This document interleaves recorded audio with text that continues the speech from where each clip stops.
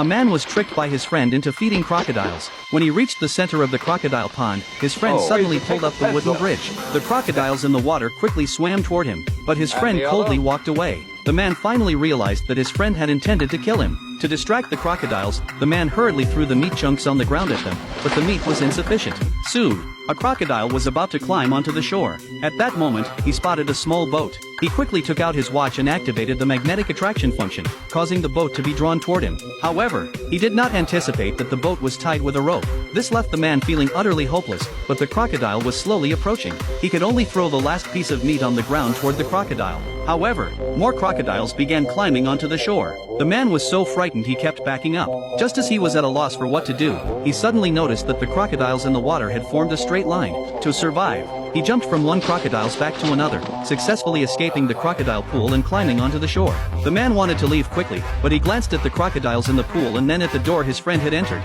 He then threw a piece of meat into the pool, and the crocodiles were immediately drawn to it. The man opened the wooden fence and scattered the meat on the ground, and the crocodiles quickly crawled toward the small house. But that wasn't the end of it. The man had poured gasoline around the small house. Then he set the gasoline on fire. With an explosion, the people inside the house were scared and rushed out. When his friend ran out, he saw the man jumping onto a yacht. He immediately sent people to arrest the man, but the man had already fled the scene in a yacht.